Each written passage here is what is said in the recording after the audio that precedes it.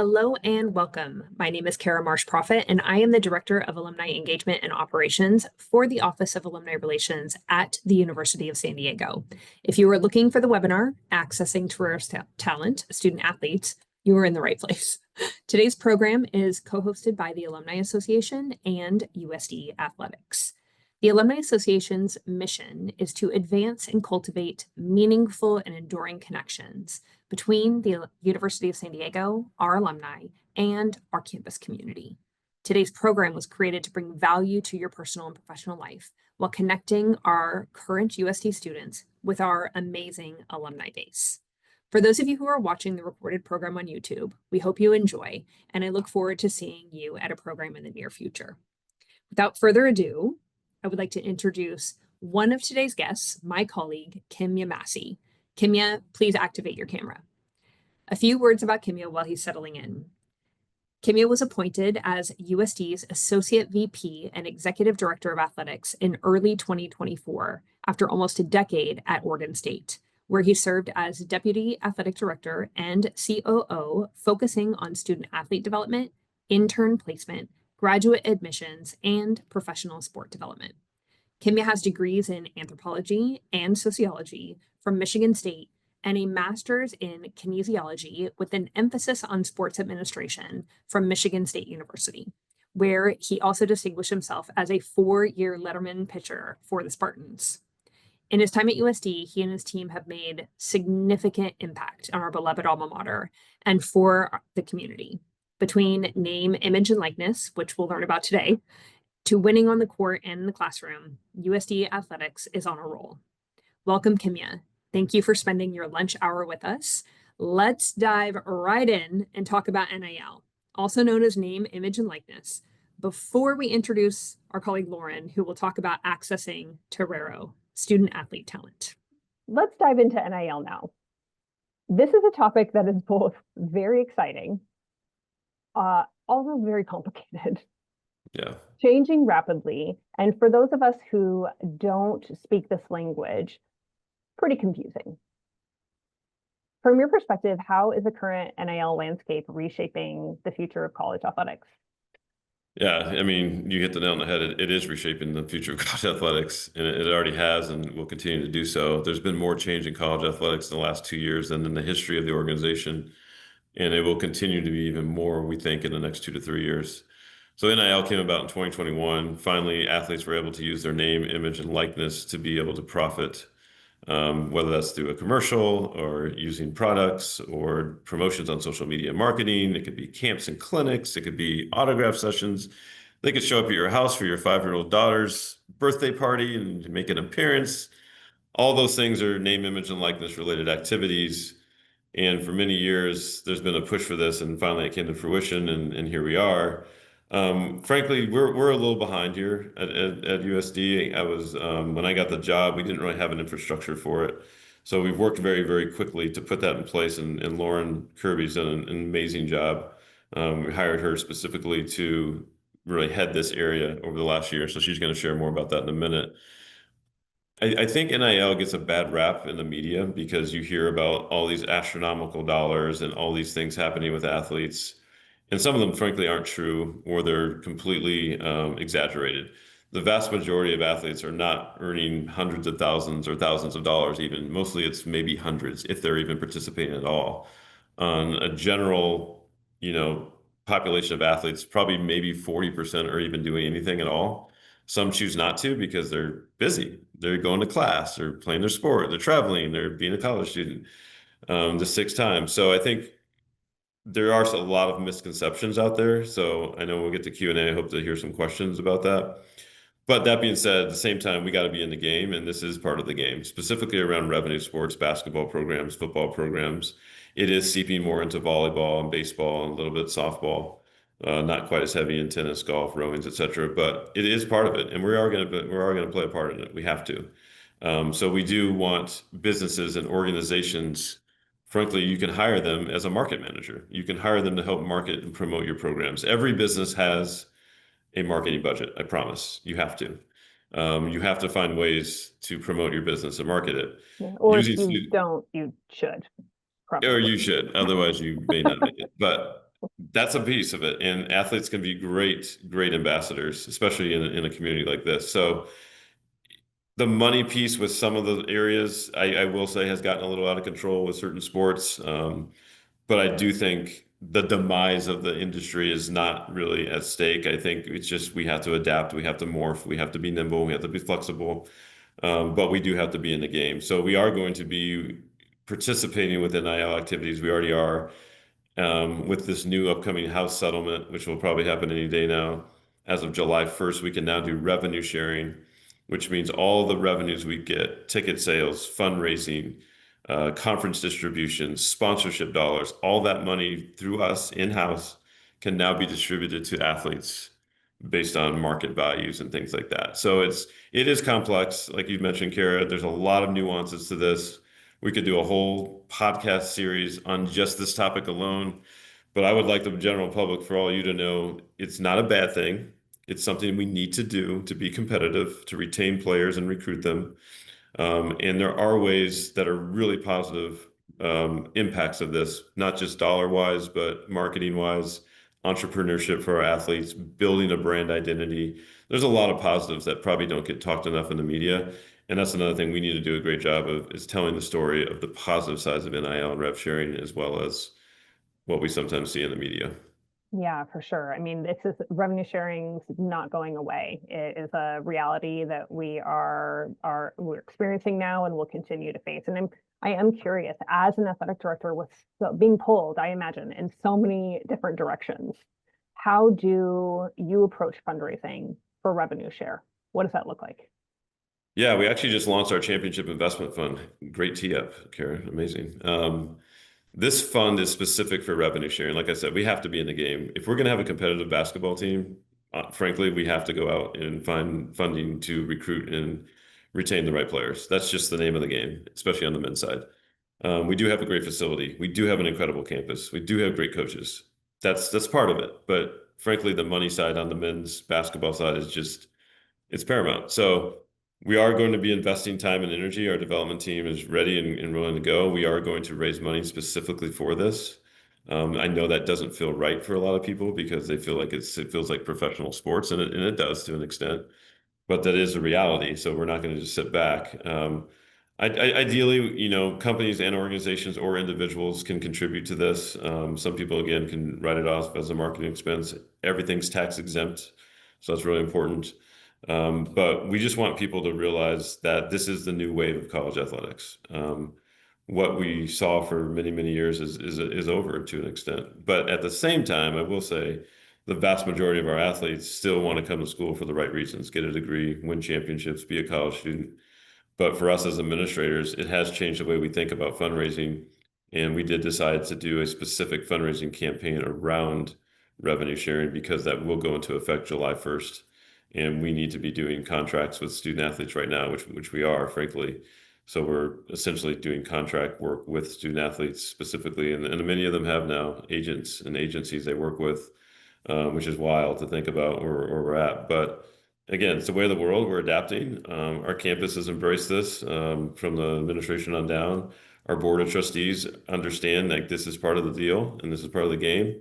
They've been very supportive. So we need you, Torero Nation, all the alums, to be a part of this, and Lauren will share here in a minute a little bit more about how you can be a part of it and how it works. But this is the reality. So I just want to say that in a measured way because it is scary. It's hard to understand, but we're here to help educate and to help people realize there are some really positive things about this that will hopefully be seen in the future and not just the negative stories that we hear in the media.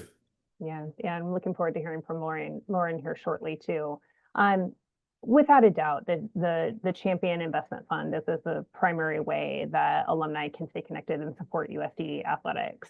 What are some other ways that you'd love to see USD alumni supporting? Yeah, first and foremost, come to games, come to matches, like be present. There's nothing better for our athletes is to be here and to have fans and to have people supporting them. They do a lot of work. We're talking 20, 30, 40 hours a week of extra work to prepare to compete, whether that's on the weekday or weekend, doesn't matter here on campus or away. But come support them. I think that's been one thing I've heard over and over again when I got here. People don't come to games, they don't care. Everyone wants to go to the beach. Like, we can change that. Those aren't excuses. To me, no excuses. We're going to create a great environment for you to come. Bring your families. We're kid friendly. I feel like as we're doing our research around this community, we're extremely affordable. And you can see high level talent compete for championships and do really cool things. And then you hear the stories about those athletes and who they are and what they're doing in their off time, in the community, in the classroom.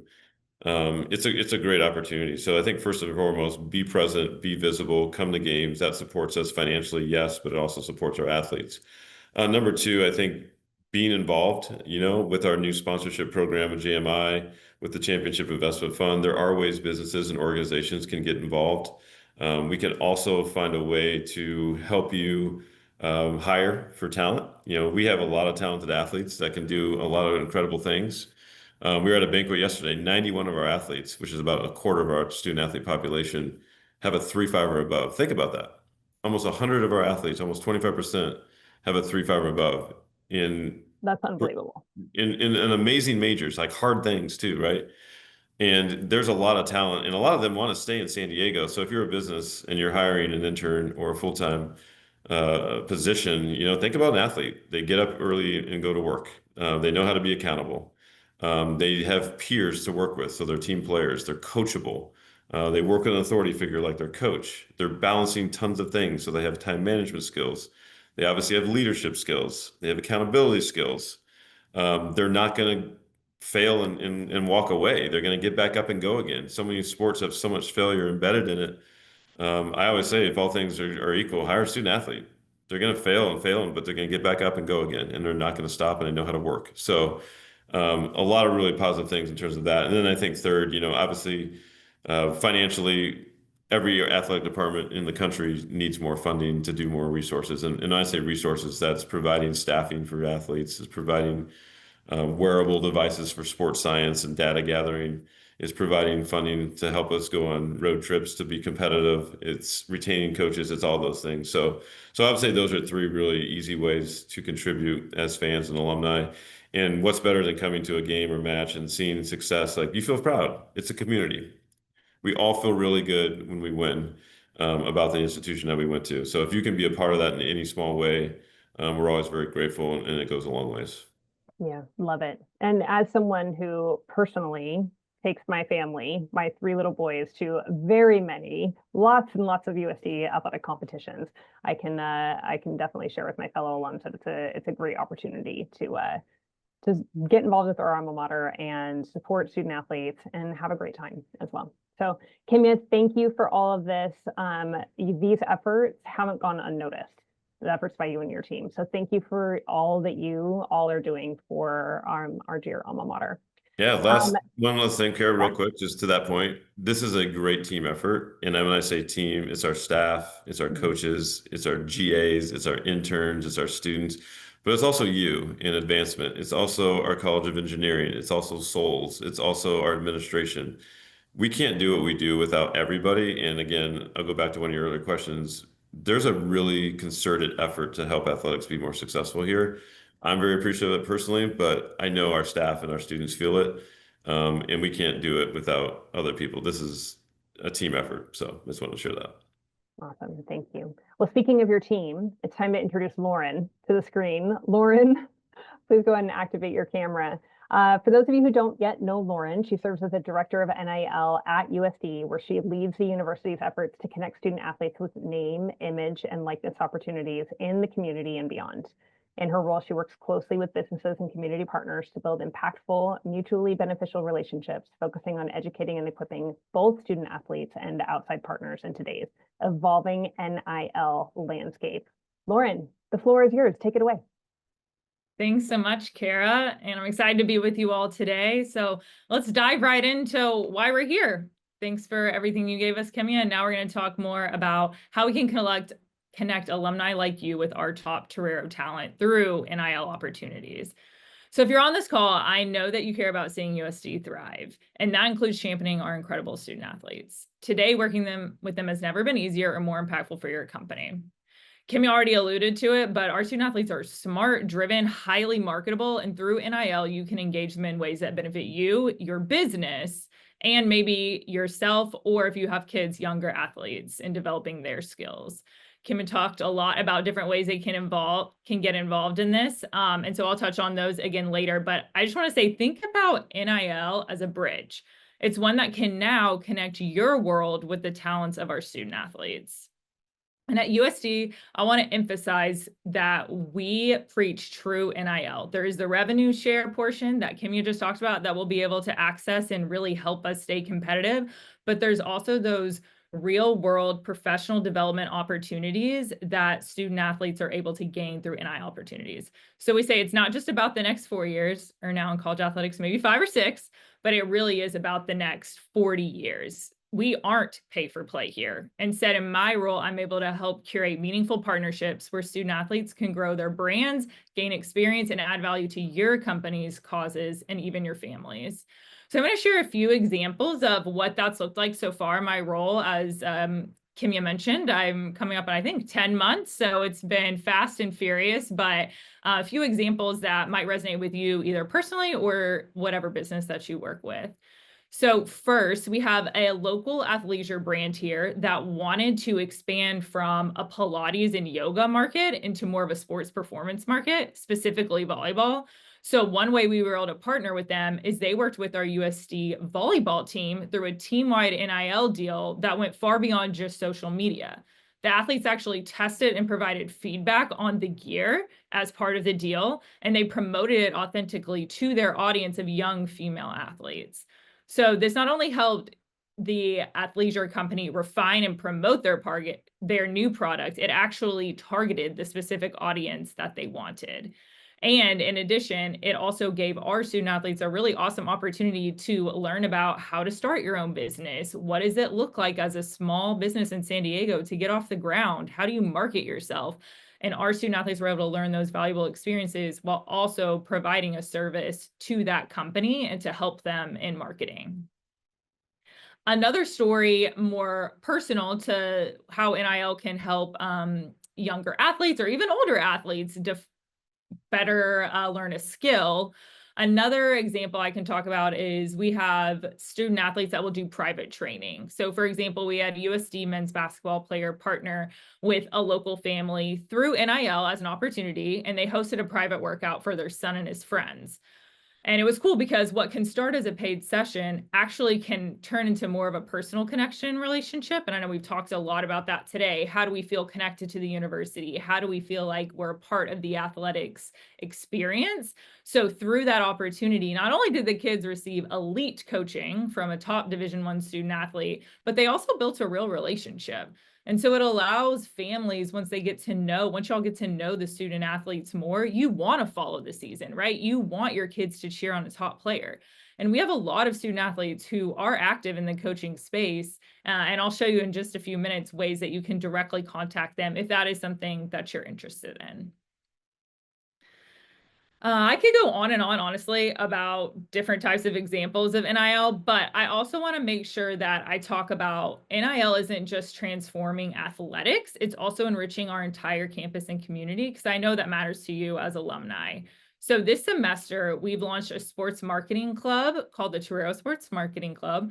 We've also partnered with the USD Legal Clinic and a social media marketing class for certain assignments. Next fall, the business school is actually going to offer a course on athlete marketing in the age of NIL as a way for students to get real world experience. So these clubs and classes that are coming about because of the opportunities in the landscape of NIL, they are giving USD students hands-on experiential learning opportunities and tangible deliverables to put on their resume. For example, the Torero Sports Marketing team, they're working directly with people in our fan engagement department. They put on a baseball tailgate. We also have an agency pillar, and I've been able to help student athletes work on how do we students work with our student athletes that maybe are interested in talent management or helping student athletes build their brand so that they can actually put on their resume that they created pitch decks or for student athletes, or they secured sponsorships, so that before they ever graduate, they already have things on the resume as a student. And then also the student athlete can put that too, that they worked with people to create these things. So it's a mutually beneficial opportunity for both our student athletes and our students. And then not only does NIL provide opportunities for students at USD, it also has provided us local and national exposure. So I really hope that you all were able to see this, but a really cool opportunity this past fall was our men's rowing team did a national campaign with Nautica. So this NIL partnership gave exposure to USD by highlighting our rowing program. It was highlighted in higher education publications and even rowing publications. It was a really awesome experience. We had about a crew of 20-something people with our rowing team, and full decked out hair and makeup. Nautica was filming them doing their thing on the water. It was a really impactful experience for the student athletes to see what it takes, and especially special because one of our students actually wants to get into acting. And so he was able to now use some of that footage and some of those photos for his portfolio. Super cool. And then also our women's volleyball team has recently done a public service announcement for Fentanyl Awareness Day that got picked up by the news. So then it actually gave us a chance to show off our campus and show off the great work that our student athletes are doing about a really important cause. And they were able to get interviewed and share about their experience, which was definitely awesome to see them on the news. And they were very excited about that. And then lastly, through NIL, student athletes are actually becoming entrepreneurs themselves. So I know Kimya alluded to this, but we actually have a women's volleyball player, Nemo Beach, who over winter break, when most students would be relaxing, done with classes, done with maybe for a fall sport, you get a little rest. But no, Nemo launched her own clothing line. She formed an LLC and secured grant funding. And now she's hiring teammates to model and market her products. So it just shows that NIL is not only helping student athletes build skills now, but it's also helping them create networks that are going to serve them long after graduation. All right, I've talked fast and a lot about some really great things we're doing, and now it gets to how do you all get involved as alumni? Now that you've seen what's possible, let's talk about it. We often hear alumni say, I want to support students, I just don't know how. So NIL can be your how. It's a concrete, mutually beneficial way to give back to the next generation of Toreros. So I'm going to show you our current avenues to connect with student athletes and get started in the NIL space. So I'll share my screen now. We actually just launched a brand new NIL website, so I will definitely encourage you to go check it out. It's amazing. It has lots of education on what NIL is. To answer your questions, it has some amazing stories, some of which I just mentioned before, but even more than that. But for the purposes of this presentation, I'm going to jump to our business page. So we have examples of ways that you can partner with student athletes. Kimya alluded to it, but we can use them for sports marketing. They can help you tap into highly engaged audiences, create brand visibility, different types of interactive ways for you and your business, or just personally to interact with student athletes. And then to get started, we actually have a platform called the Torero Exchange. And when you go to that, you can actually search any athlete that we have currently at the University of San Diego. You can directly message them. So if I wanted to work with Eloise, I could see what she's currently offering, her prices, and I can directly message her through that. That is one way that you can do it. You can propose opportunities directly to students, a group of students. If you already know who you want to work with, this is a really easy way to get involved. But if you don't know who you want to work with, that's where I can come in. So as part of my role, it is to know our student athletes and to also learn about you personally or also your business and find ways that you can get involved. I actually have access to software where we can identify detailed social media insights for marketing, looking at what type of audience does your business want to reach? Is there a certain age, a certain gender, a certain location? Okay, well, now we can find a student athlete that can help you reach that goal so that it's mutually beneficial for your business and the student athlete. Or maybe you do want a lesson and you want it to be with a specific sport or someone that's closer to a hometown or a state that you might be from. I can help you do that as well.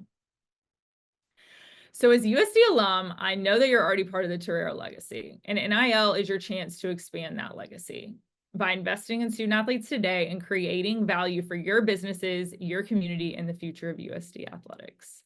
So with our last few minutes, I'm going to invite Kara and Kimya back on the stage screen to answer any questions that have popped up in the chat. Awesome. Thank you so much, Lauren.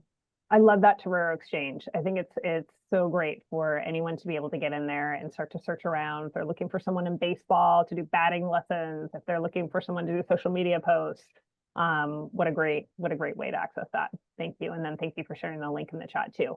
All right, let's get to some questions with the time we have left. So let's see.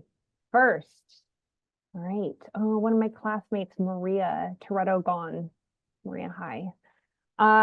Okay, do you help alumni athletes with securing employment when graduating? So Kimya, you had mentioned a little bit of this earlier, but where can alumni post internships and paid job opportunities for USD students specifically? Yeah, we do assist with that. So Maya Johnson, I alluded to, we hired to really oversee what's called student athlete development. So it's essentially life after sport, and it's also the preparation, personal and professional leadership development. And then helping them get aligned with whatever their chosen, hopefully, profession is. Part of it's just building a LinkedIn page, doing a resume, getting a shot, like a headshot, and I think being able to put yourself in a position to be recruited. I think we do have an opportunity moving forward to create a little bit more of a robust network.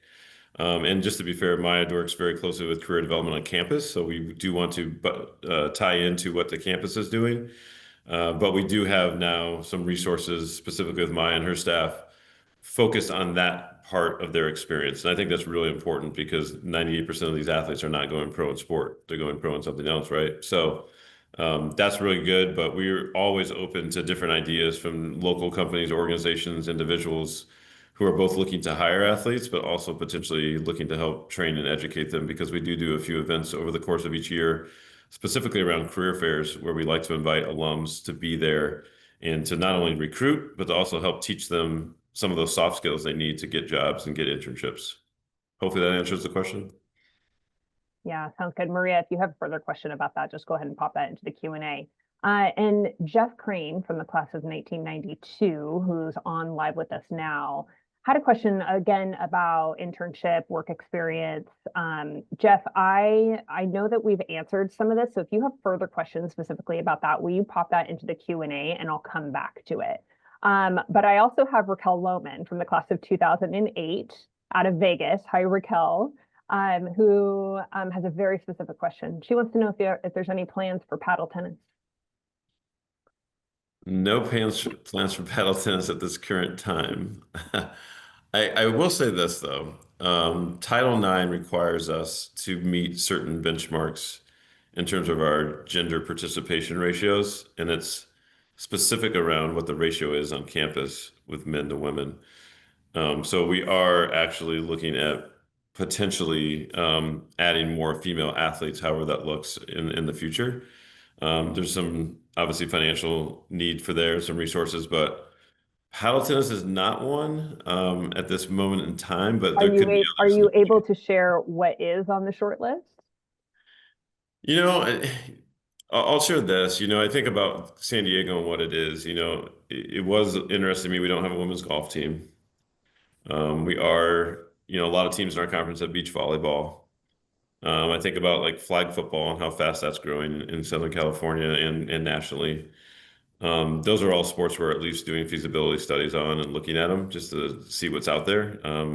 Not saying that's going to happen for sure by any means, but I do think it's also worth looking at and doing some feasibility studies to see how that can both help us increase our ratio, but also help it with enrollment. We also want to be great campus partners. And I think if there's a way we can be great campus partners in terms of helping campus achieve their goals, then it's a win-win for both of us.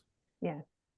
Well, I think you might be making dreams come true, because Phil Fung just asked if women's beach volleyball might be in our future. Could be. Never know. I love it. We actually have some community members, specifically one from Elevate Sports Management, who asked a question. Talking about, and I think this one is good for you, Lauren, to address, is how are you providing NIL education and support for student athletes?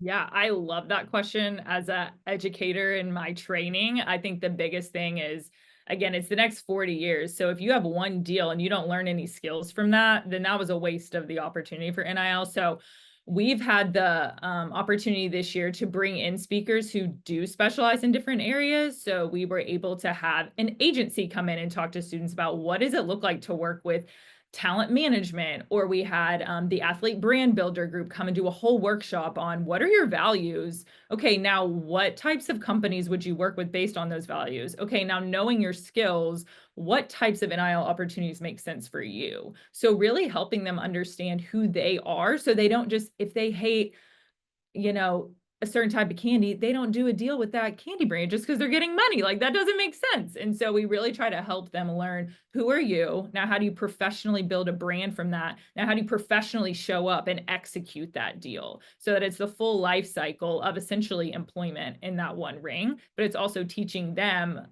who they are and as a professional, not just as a student or an athlete. Yeah, interesting. Great, thank you.